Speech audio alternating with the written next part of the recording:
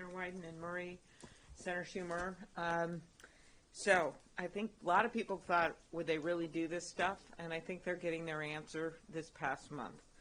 And the tax proposals that we've seen, particularly in the Senate and in the House, just show what they're doing. They're trying to get a bunch of tax breaks for people making over $400,000 a year, and they got to find money somewhere. And it just happens to be on the back of regular Americans. Ponzi scheme. I think about Social Security. I think everyone should think about what it means in families' lives. I know what it meant in my parents' lives. My mom taught second grade till she was 70 years old. She had 30 second graders at age 70, and then she finally retired. And it was Social Security and some retirement savings that kept her going, and she was able to then, at the end of her life, be in assisted living. My dad got late onset Alzheimer's, and Social Security was a big part of keeping him going. He also worked till he was pretty old, and when he was in the assisted living, I knew exactly when that Medicaid date was because his savings was going to run out. He died a year before he had to go on Medicaid, but it just showed that I know those dates. I knew how much money was going in Social Security, how much was from his savings from his newspaper career, and then when Medicaid was going to hit. And he got married 3 times, so there wasn't a lot of savings left by the time he ended his career. But we're really going off now. So 73 million Americans rely on Social Security for at least part of their income. Think about that. 4 in 10 seniors, it is the majority of their income. Men and women at the Social Security Administration, as Patty was pointing out, the reason they are in the local districts is a lot of our seniors, we all know this, and you probably know this from your own parents or grandparents, they rely on being able to talk to people. They bring in the papers they get in the mail or some email they got, and there can be a lot of confusion for anyone in dealing with it. But then you're trying to figure out what happened to my husband's benefits.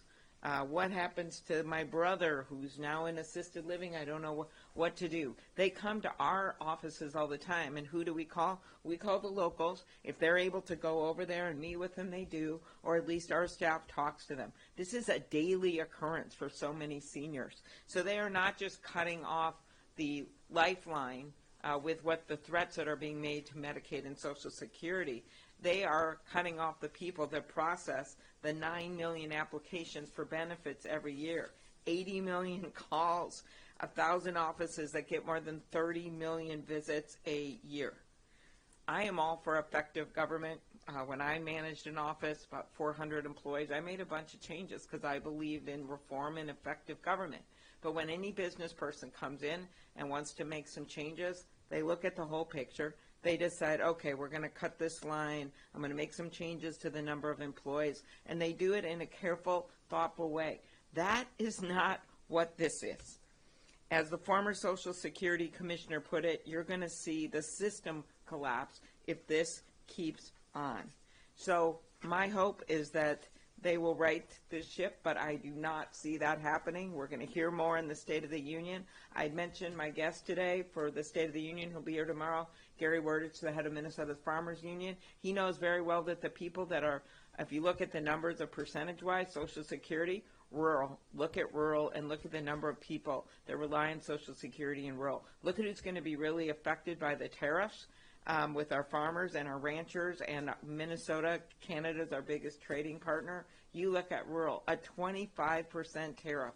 Wait till you see the retaliatory tariffs and the effect that is going to have on rural America. So to me, this is just a 1-2 punch in like 1 week. You've got Social Security, Medicaid on the line for rural, and then you've got these tariffs coming in. Thank you.